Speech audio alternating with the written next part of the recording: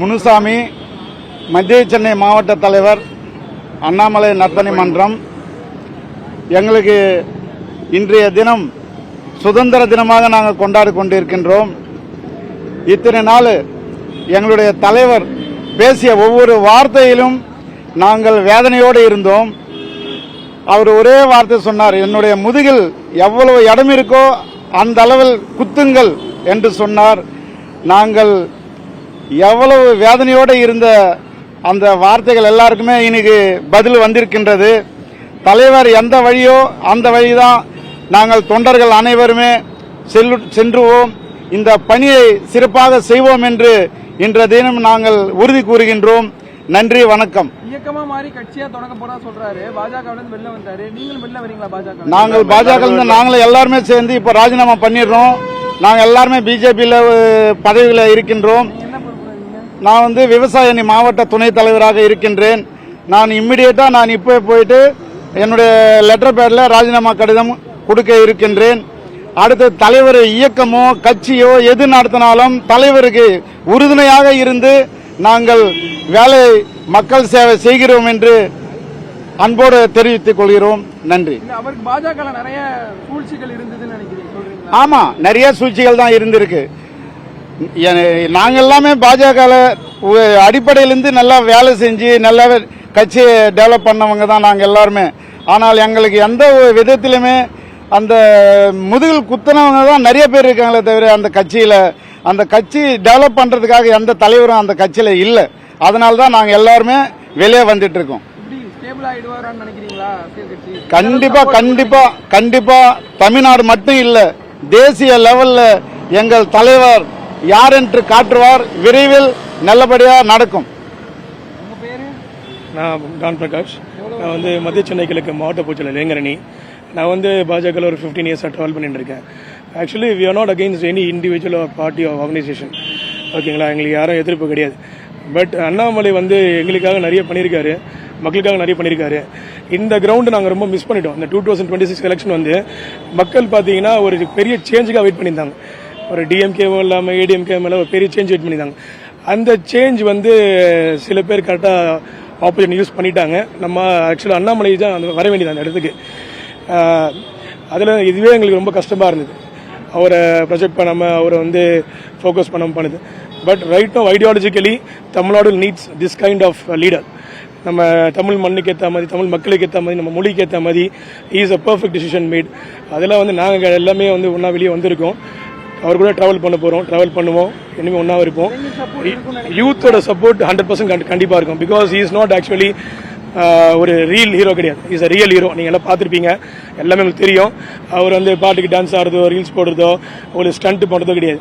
அவர் action எல்லாமே பார்த்தீங்கன்னா நேரில் இருக்கும், மக்கள் இருக்கும். ஒரு ப்ரெஸ் மீட்டோ ஸ்ட்ரெயிட் ஃபார்வர்டாக கொடுப்பாரு, பயந்து ஓட மாட்டார். எல்லாத்துக்கும் ஒரு பதில் இருக்கும், ஆக்ஷனும் இருக்கும். ஸோ நமக்கு அந்த மாதிரி ஒரு லீடர், ப்ராப்பரான லீடர் தான் வேணும். Tamil Nadu needs leader like him. அதெல்லாம் எங்களுக்கு ரொம்ப மகிழ்ச்சி. இப்போ அண்ணாமலை தனியாக ஆரம்பிச்சிருக்காருன்னு. We are waiting for it. We are hoping for better Tamil Nadu, better future. Youths, மக்கள், லேடிஸ் எல்லாமே சப்போர்ட் பண்ணுவாங்க. ஏன்னா எல்லாத்துக்கும் ஒரு சேஞ்ச் தேவை. சேஞ்ச் கண்டிப்பாக இருக்கும். தமிழ்நாடு திருப்பி ஒரு சூப்பர் பவர் ஆகும். கண்டிப்பாக நம்பிக்கை இருக்கு. பிஜேபியில் எங்களுக்கு நிறைய பேர் பலர் இருக்கு. காலையில் நிறைய ஃபோன் கால்ஸ் வந்திருக்கு, நிறைய வராங்க, நிறைய ஹோப் இருக்கு. நிறைய பேர் இருக்காங்க. பிஜேபியிலிருந்து மட்டும் இல்லை, நிறைய பேர் இருக்காங்க. ஆமா, நீங்க டோன்ட் பிஜேபி மட்டும் கேட்காதீங்க, நிறைய பேர் இருக்காங்க. இந்த காலேஜ் ஸ்டூடெண்ட்ஸ் பசங்கலாம் பார்த்தீங்கன்னா நான் வந்துடுறேன்னா என்ன பண்ணுங்கன்னா எங்களுக்கு என்னன்னு தெரியல.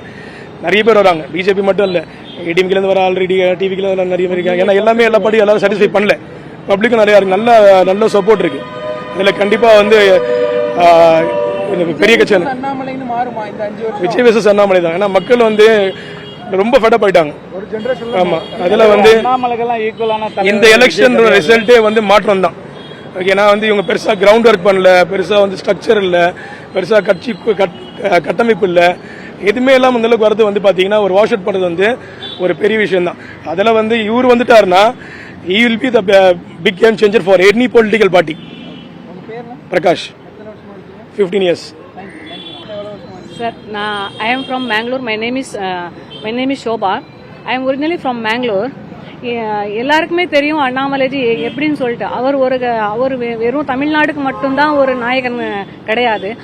இப்போதைக்கு வந்து ஆல் ஓவர் இந்தியாலேயே ஒரு 3 நாளாக நீங்கள் தெரிஞ்சு வச்சிருப்பீங்க. சின்ன ஒரு குழந்தை கேட்டால் கூட சொல்லுது அண்ணாமலைஜி அண்ணா. நேற்று நீங்கள் பார்த்துருப்பீங்க, எல்லா யூடியூப் சேனல்லே வருது, ரீல்ஸ்லேயே வருது. ஒரு சின்ன குழந்தை கூட ஒரு கேக் வெட்டுது, அண்ணாமலைஜி அண்ணா உங்களுக்கு ஹாப்பி பர்த்டே டு யூ அப்படின்னு சொல்லிட்டு. அவர் வந்து ஒரு நேர்மையானவர், உண்மையானவர், யங் வேற. எங்களுக்கெல்லாம் எப்படின்னா ஒரு உண்மையான நேர்மையான ஒரு அதிகாரி, ஒரு நல்ல ஒரு நாயகன் வேணும். நாங்கள் வந்து பிஜேபி வந்து I will not hate BJP, I will support BJP because I will born in a BJP family and also from a RSS family. ஆனால் இங்கே தமிழ்நாட்டில் இங்கே வந்து நமக்கு ஒரு சப்போர்ட் கிடையாது. நீங்கள் இது பண்ணுங்க, நாங்கள் ஒரு வேலை செஞ்சாலும் அதுக்கு நமக்கு ஒரு ஃபீட்பேக் ஒன்று கிடைக்க மாட்டேங்குது. அதனால we will support Annamalaiji. Thank you very much. என் பேர் சோபா.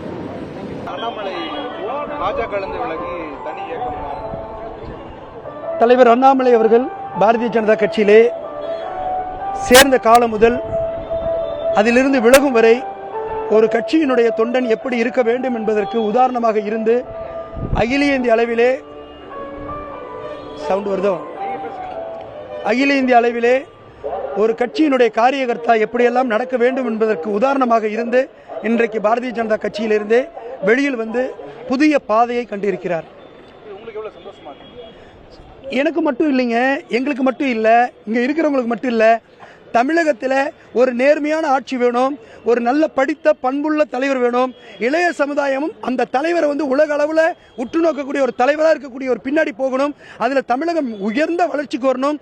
இந்தியாவிலேயே ஒரு முதல் மாநிலமாக, வளர்ந்த மாநிலமாக வருவதற்கு ஒரு ஒப்பில்லாத ஒரு தலைவர், ஈடு இணையில்லாத தலைவர் அண்ணாமலை அவர்கள் அப்படிங்கறத வந்து இன்னைக்கு தமிழக மக்கள் அத்தனை பேரும் ஏற்றிருக்காங்க, மகிழ்ச்சியை வெளிப்படுத்தியிருக்காங்க, எல்லாருமே அதை சொல்லிட்டு இருக்காங்க.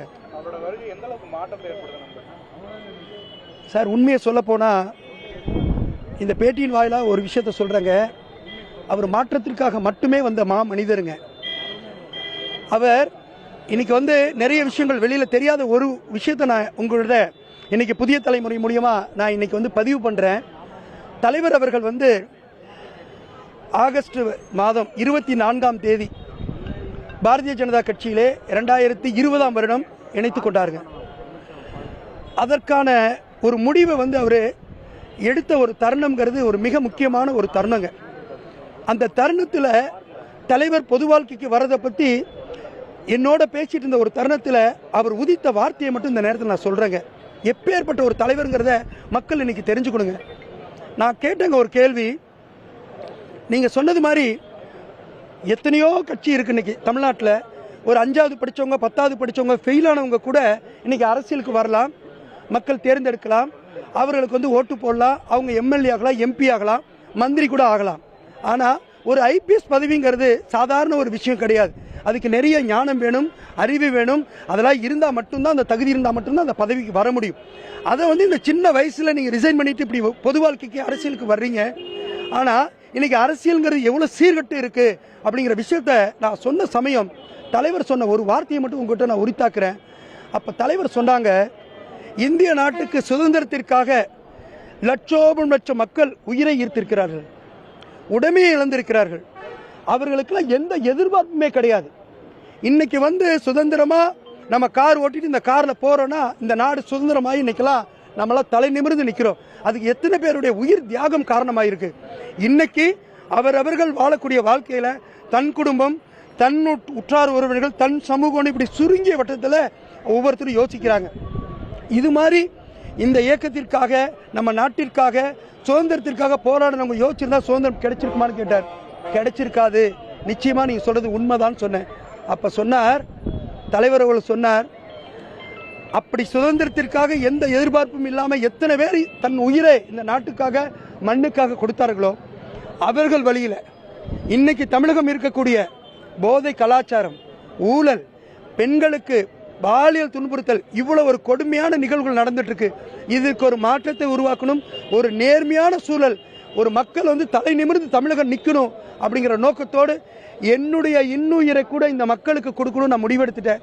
அதுக்காக தான் கட்சிக்கு வர்றேன், பொது வாழ்க்கைக்கு வர்றேன் அப்படின்னு ஒரு முடிவெடுத்த தலைவருங்க. பாஜக விலகி தனி இயக்கம் ஆரம்பிக்கிறது பாஜக பின்னடைவு ஏற்படுது.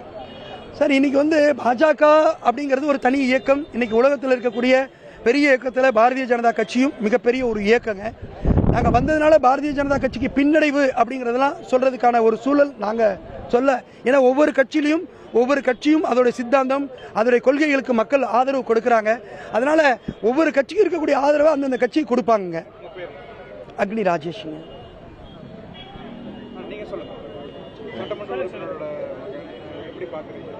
இல்லைங்க, வரவேற்கத்தக்க விஷயந்தான். ஒரு யங்ஸ்டர், ஒரு நேர்மையான ஒரு பர்சன். இந்த மாதிரி ஒருத்தர் வந்து அரசியலுக்கு வரணும் அப்படின்ற எல்லாரும் வந்து ஏக்கப்படுவாங்க. ஆனால் யாரும் வர்றதுக்கு தயங்குவாங்க. அப்படி இருக்கும் போது அவரோட ஐபிஎஸ் பதவி விட்டு ஒரு போல்டாக வந்தார், நல்லா பண்ணார். இன்றைக்கி தனி இயக்கம் ஆரம்பிக்கிறாரு. அதுக்கு எங்களோட ஆதரவு, வாழ்த்துக்கள். பாஜகவில் இருக்கிறீங்க, பாஜகவோட எம்எல்ஏ, முன்னாள் எம்எல்ஏவோட மகனாக இருந்து மறுபடியும் இப்போ அண்ணாமலை கூட இணையறது எப்படி? எனக்கு வந்து பர்சனலாக வந்து அவர் வந்து ஒரு மென்டார் மாதிரி, ஒரு ரோல் மாடல் மாதிரி.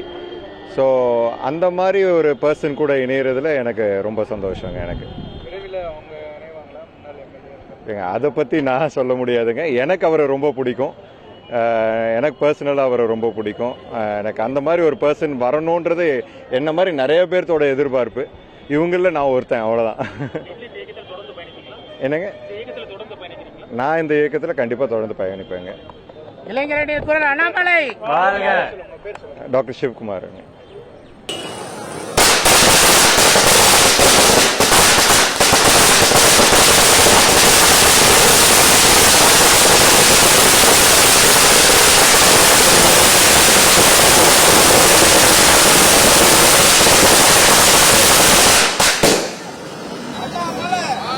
எங்கள் தலைவர் அண்ணாமலை, அண்ணாமலை, எங்கள் தலைவர் அண்ணாமலை, அண்ணாமலை, அண்ணாமலை, அண்ணாமலை.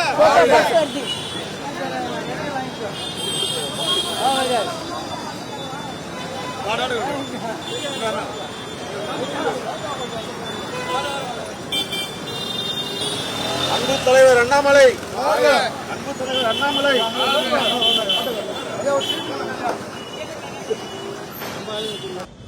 தலைவர் அண்ணாமலை, தலைவர் அண்ணாமலை, தலைவர் அண்ணாமலை, தலைவர் அண்ணாமலை, தலைவர் அண்ணாமலை, தலைவர் அண்ணாமலை, தலைவர் அண்ணாமலை, மாற்றத்துக்கான தலைவர் அண்ணாமலை, மாற்றத்துக்கான தலைவர் அண்ணாமலை, புதிய எழுச்சி அண்ணாமலை, தலைவர் அண்ணாமலை, நேர்மையான தலைவர் அண்ணாமலை, அருமையான தலைவர் அண்ணாமலை, வருங்கால முதல்வர், வருங்கால முதல்வர், வருங்கால தமிழக முதல்வர், வருங்கால தமிழக முதல்வர், இளைஞர்களின் எழுச்சி நாயகன், இளைஞர்களின் எழுச்சி நாயகன், இளைஞர்களின் படை, இளைஞர்களின் எழுச்சி நாயகன், வருங்கால முதல்வர் அண்ணாமலை, வருங்கால முதல்வர் அண்ணாமலை, வருங்கால